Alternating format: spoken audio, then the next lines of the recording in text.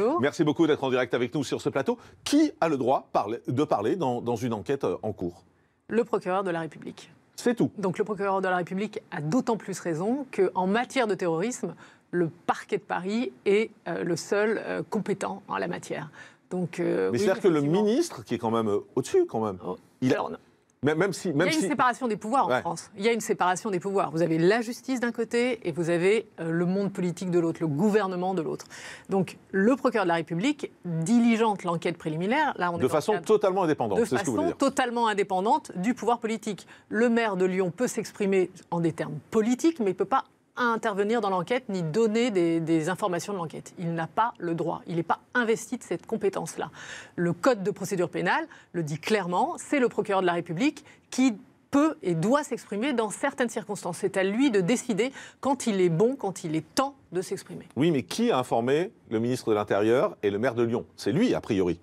Parce que c'est lui qui a les infos. Alors, attendez, c'est lui qui diligente l'enquête, Ouais. donc qui est à la tête de l'enquête. Mais néanmoins, il y a évidemment, rien n'est hermétique. Il doit y avoir un certain nombre de policiers qui ont pu communiquer un certain nombre d'informations au maire de Lyon, à Christophe Castaner, ministre de l'Intérieur, et également à des journalistes. Oui, mais je pense que si le ministre de l'Intérieur s'exprime, c'est qu'il est sûr des infos qu'il donne. Enfin, il ne va pas...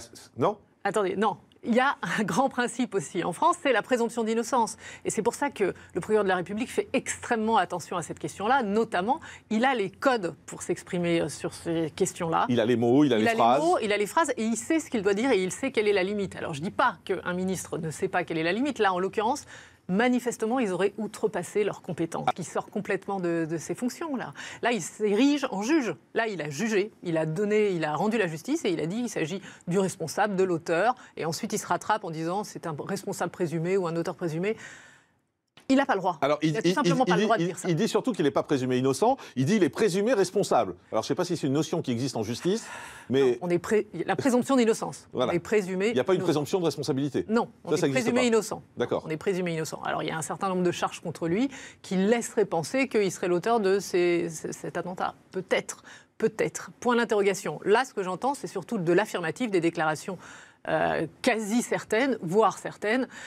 Il outrepasse ses pouvoirs, si vous voulez. Il outrepasse sa compétence. C'est pour ça, encore une fois, que c'est le procureur de la République qui, lui, en principe, n'aurait jamais tenu ces propos-là et l'a remis dans le cadre. Je rappelle juste que cette situation-là, où un ministre de l'Intérieur s'était exprimé et est allé au-delà, avait violé la présomption d'innocence, ça s'est déjà produit. Ah bon? Et c'était en 1976, et c'était Poniatowski, ministre de l'Intérieur de l'époque, dans une affaire où Jean de Breuil, qui était un ancien ministre, un député de l'Eure, avait été assassiné, et était mis en cause un homme d'affaires. Et le ministre de l'Intérieur, Poniatowski, avait dit « il s'agit de l'auteur de l'assassinat ». Et il se trouve que 4 ans plus tard, donc cet homme d'affaires présumé innocent, mais néanmoins mis en cause dans cette affaire.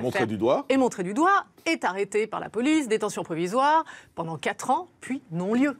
Il a été innocenté à la fin.